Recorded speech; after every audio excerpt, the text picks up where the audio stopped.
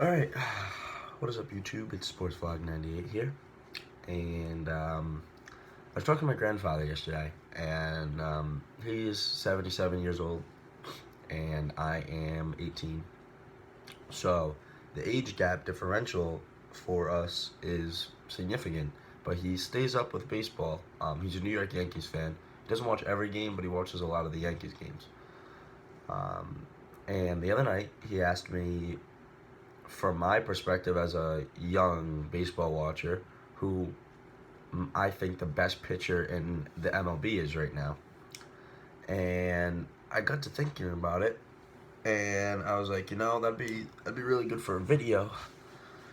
So I sat down and I made a list of who I think are the 15 best pitchers in the MLB right now.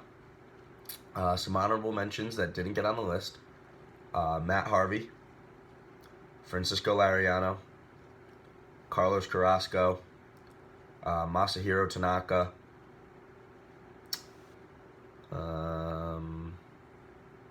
Yu Darvish.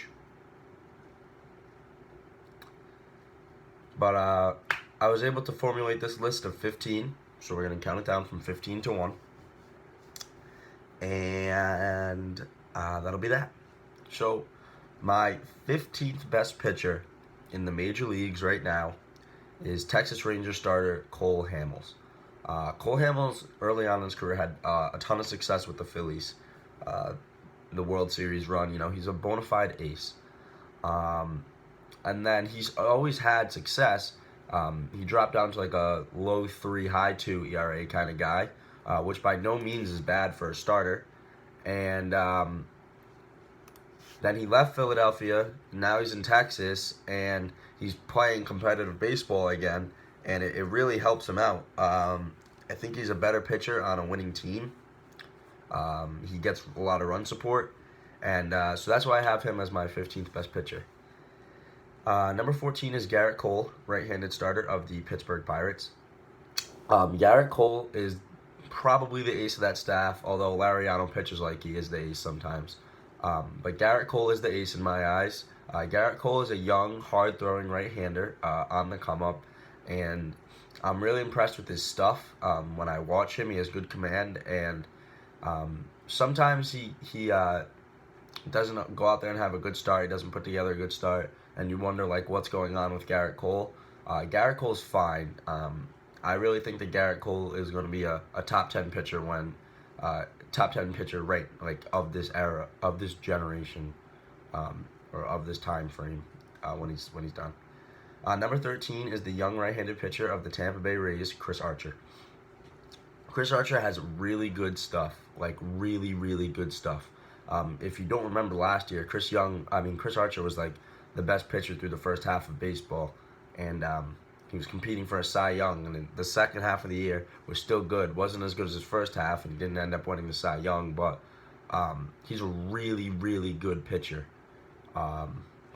And he'll be, near the top of this list for his career to come. He has really good stuff. Number 12, right-handed pitcher, New York Mets, Jacob deGrom. Jacob deGrom is listed as my 12th best pitcher. He's the not the highest New York Mets pitcher on this list. Jacob deGrom is a really, really good pitcher. He has a lot of fire, but he keeps it to himself, and it helps motivate him to go out there and I think play the level of baseball that he does. Jacob deGrom, in the playoffs last year, saw that he's not afraid of the big stage. He can pitch with a lot of success in big situations, and I like Jacob deGrom. I think that New York Mets staff is really, really solid. You don't need to break that up. If you're going to trade any of them, you can trade Zach Wheeler for prospects or get a nice bat and back in return. If you watched my video on my MLB predictions and standings update, I said that the Mets would be in a really good place if they were able to acquire a bat before the trade deadline, and I think that you can't get rid of any of these three pitchers. Harvey, even though he's not top 15, he's top 20, no doubt in my mind. He's probably the 16th best pitcher. Matt Harvey, Jacob deGrom, and Noah Syndergaard. You need those three guys. Those are crucial factors to your playoff success and your World Series hopes for the future. You need them on your roster. Number 11, Madison Bumgarner, left-handed pitcher, San Francisco Giants. Madison Bumgarner, you can't say enough about how successful this man is in the postseason. Madison Bumgarner might be the best postseason pitcher right now in baseball. Madison Bumgarner always takes it up a whole nother level when it comes to the playoffs, and he's still a really, really good pitcher in the regular season. That's why I have him at 11, but his playoffs are unreal. Nobody touches Madison Bumgarner when October comes around. It is absolutely insane. It's one of the craziest things I've ever seen. And you can't forget that Madison Bumgarner rakes. And I think that Madison Bumgarner should have the chance to be in the home run derby because this guy hits 440-foot dick slaps in like home run in batting practice before the game. So I think that Madison Bumgarner is really, really good, and he's a really, really solid pitcher. At number 10, John Lester, left-handed pitcher, Chicago Cubs. I grew up watching John Lester in a Red Sox uniform. I think the trade for John Lester to Oakland for Cespedes from the Red Sox to the Athletics was not a really good trade, but it made sense. I don't think the Red Sox were. Regardless, John Lester was going to walk, and the Cubs were able to sign him, but the Red Sox were the second best team. The second best offer that he had. So it's not like him getting traded diminished his value to the Red Sox. It kind of just worked. And the Oakland Athletics were in the midst of a playoff run at that point in time, and it just worked for both teams. Now, John Lester signed with Chicago, and last year he had a good season, and this year he's off to a great start. If I can, I'm going to pull up his stats actually right now. John Lester.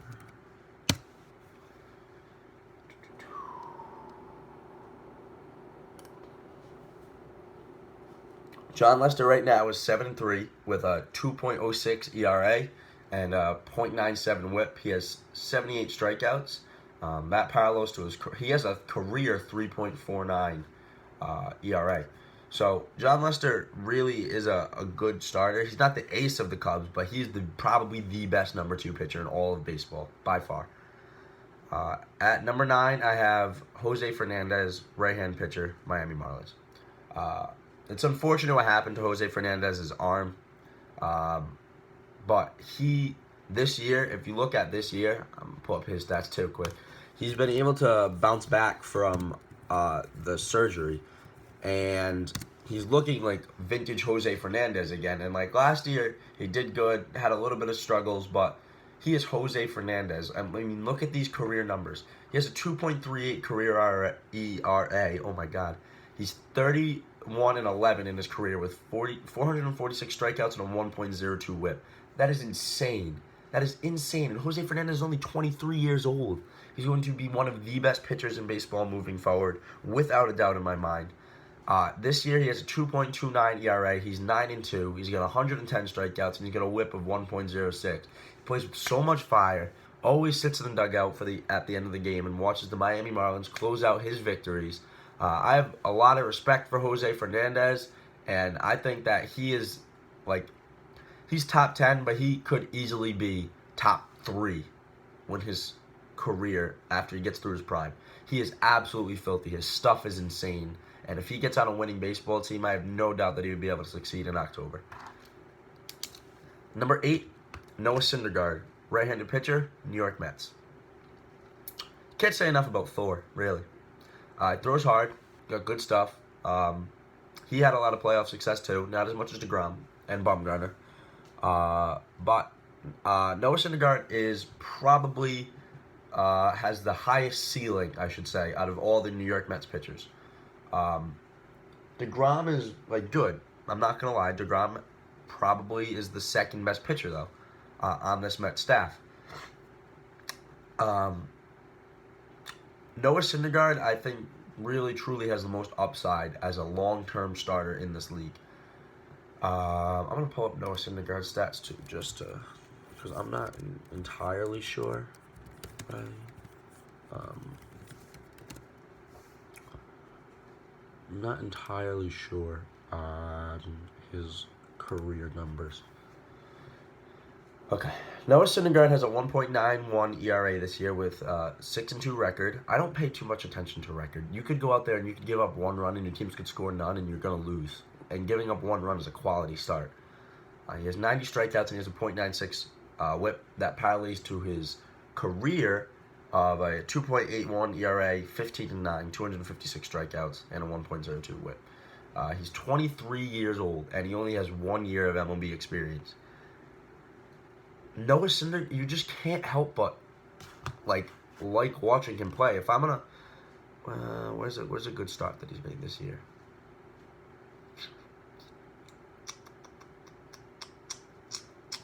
His losses are against.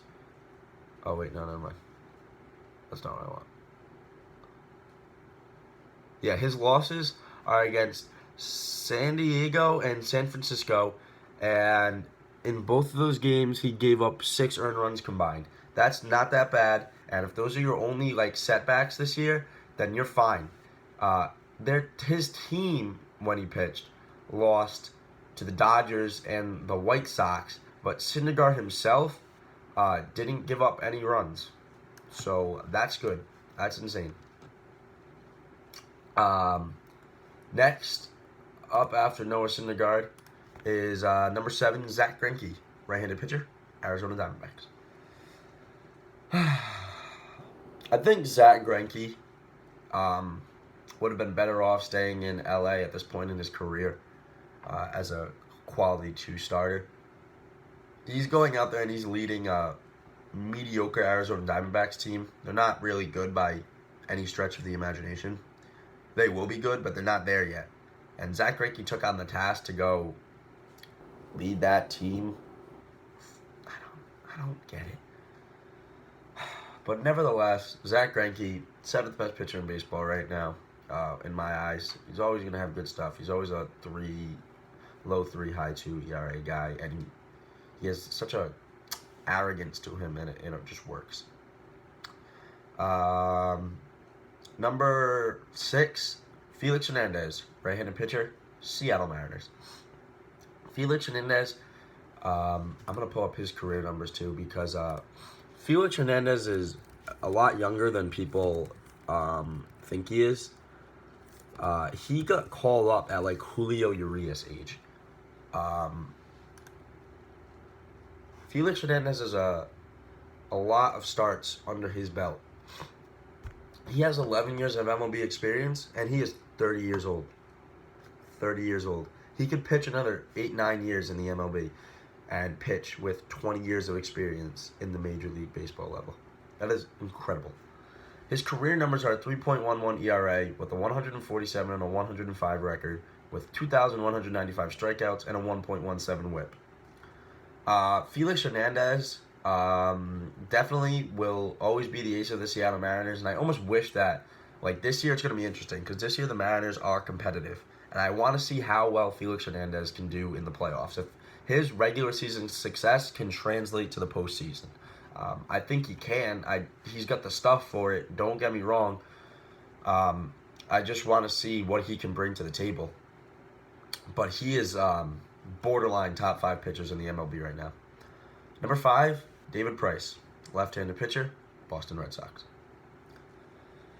David Price is the opposite of Madison Bumgarner. Pitches really, really outstanding in the regular season, with the exception of this one, but he'll put it together. I hope, anyway. And pitches atrociously in the postseason. I think that David Price he deserves to be the ace of your staff. There's no, I'm not questioning his integrity as a pitcher and the ability to lead a team. And I think that he, as a veteran now, he will figure out how to pitch in the postseason because he's got more experience under his belt now. He's only played on a handful of winning teams, and I know that he's not like this year. David Price is 7-2 with a 4.88 ERA. His ERA is god awful, but he puts his team in the position to win a game. And you can't fault him for that. That's good. His career stats, he's 111 and 58. That is so good. He puts his team in a position to win the game every time he goes out there. He has a 4.88 ERA this year, and he is 7-2. I just told you I don't pay attention to record that much, but he puts his team in the position to win a game. Like, that's all you can really ask for. You can't fault him for his ERA. He's going to give up runs. But if you can give up all those runs and you can still have your team in a position to win the game, then you can't get mad at him. He can obviously pitch better than what he's shown this year, but he's a good pitcher. He puts his team in position to win baseball games. That's all you can ask for. Number 4, left-handed pitcher, Chris Sale, left-handed pitcher, Chicago White Sox. Chris Sale, I also, like Felix Hernandez, want to see what he can do in the postseason. You cannot even say that Chris Sale's stuff is not absolutely nasty. Chris Sale has one of the best sliders I've ever seen in my life. By far, off the charts. Chris Sale's slider is absolutely filthy. His fastball comes in hot, and it's his deceiving arm angle that comes from back there that I think gives hitters some trouble every once in a while. But Chris Sale is dirty, and he will be top 5 pitchers for the rest of his career. Number 3, Max Scherzer, right-handed pitcher, Washington Nationals. An honorable mention that didn't make the list was Stephen Strasburg. Max Scherzer is just a gamer, you know? He plays with a lot of fire, and regardless of how good Strasburg is, Max Scherzer is the ace of this staff. Max Scherzer, you know, he's got a 3.87 ERA this year, which is like, eh. But similar to David Price, he puts his team in position to win games. For his career, he has a 3.48 ERA, which doesn't, you know, like fly off the page at you, but he's 111-66. And Max Scherzer has filthy stuff, and he can turn it on whenever. You just don't know when Max Scherzer is going to bring his best Max Scherzer. And that's why I have him as the 3rd best pitcher in baseball. Number 2, right-handed pitcher, Chicago Cubs, Jake Arrieta. People are going to argue with me about this, but you can't go off the past 3 years and say that Jake Arrieta is the best pitcher in baseball when you look at Kershaw's entire body of work. Jake Arrieta, I'm going to pull up his career stats because they're not super awesome. His career ERA is 3.53. He's 65-39. That's not so good. Chicago revived his career. When he was in Baltimore, he was absolutely nothing. Maybe borderline making an MLB roster. Now he comes to the Cubs, grows a beard. 2nd best pitcher in baseball after number 1, Clayton Kershaw, left-handed pitcher, Los Angeles Dodgers. Clayton Kershaw probably will go down, in my opinion, as the best pitcher in MLB history. Clayton Kershaw is absolutely insane. Pull up his stats real quick. I give you just a sense of how insane he is. Clayton Kershaw, for his career, has a 2.38 ERA with almost 2,000 strikeouts, and he is 122-57. I just told you Max Scherzer and David Price both had somewhere in the 110 win range, and they were 30 and 31 years old. Clayton Kershaw is 28 years old. His dominance is going to continue for a long, long time in this league. He's the best pitcher in baseball, without a doubt in my mind. Give me one pitcher to start my team right now. I want left-handed pitcher Clayton Kershaw. Give him to me. I'm SportsFlags98. Thanks for watching. Make sure you comment down below if you disagree or agree with who I put where, and like and subscribe. Thanks for watching.